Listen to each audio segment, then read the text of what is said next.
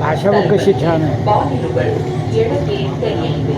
ರೈಲು ಇಳಿಯುವ ಮುನ್ನ ಪ್ಲಾಟ್ಫಾರ್ಮ್ಗೆ ಇರುವ ಅಂಗಳದ ಬಗ್ಗೆ ಗಮನವಿರಲಿ. Train will arrive in Yelachenahally and doors will open on the left.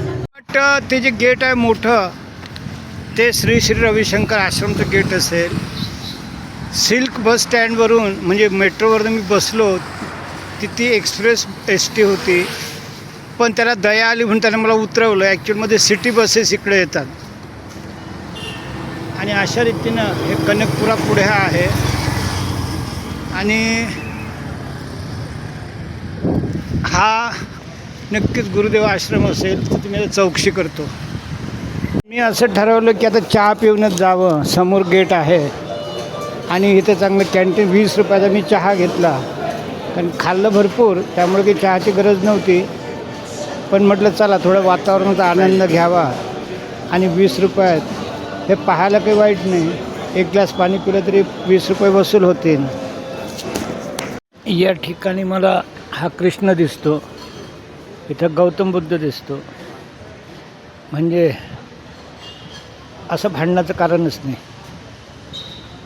आणि मी आता 1-2 मिनिटांनी आरामशीर गुरुदेव आश्रमकडे जातो. म्हणजे अप्रॉक्सिमेटली मला 1 तास मेट्रो स्टेशन, 1.5 तास मेट्रोमध्ये आणि 1 तास इकडे, असं 3, 3.5, 4 तास लागलेत. म्हणजे उद्याच्या तयारीच्या हेतून मी हा वर्कआउट केला.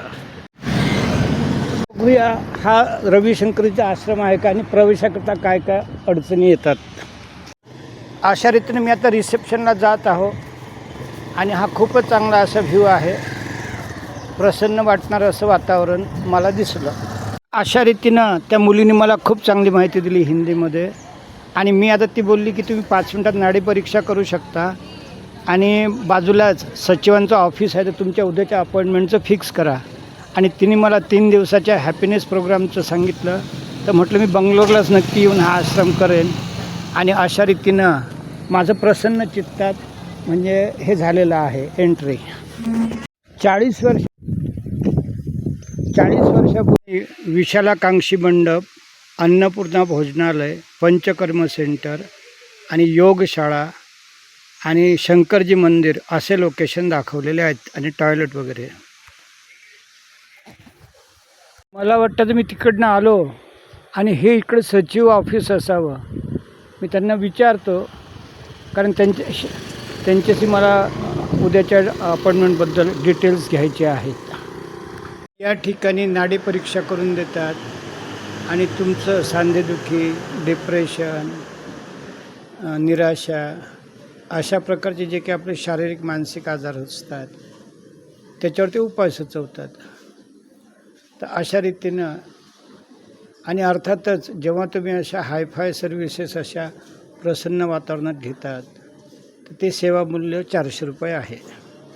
भाग्य अच्छे कि कहते कि गुरुदेव कार में जा रहे हैं और बाबा जी की दया से अभी मुझे उनके दूर से क्यों न सही. जय गुरुदेव, जय गुरुदेव, जय गुरुदेव.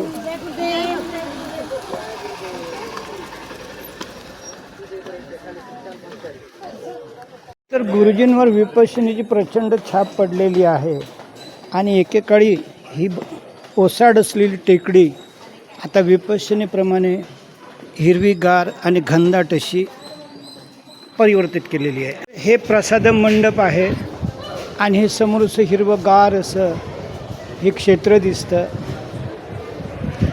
मला काही एवढी भूक नाही, पण हे सर्व लोक अशा रीतीनं खाली पण बसलेले आहेत आणि टेबलवर पण बसू शकतात. हा व्हिजिटर्सचा रूम आहे.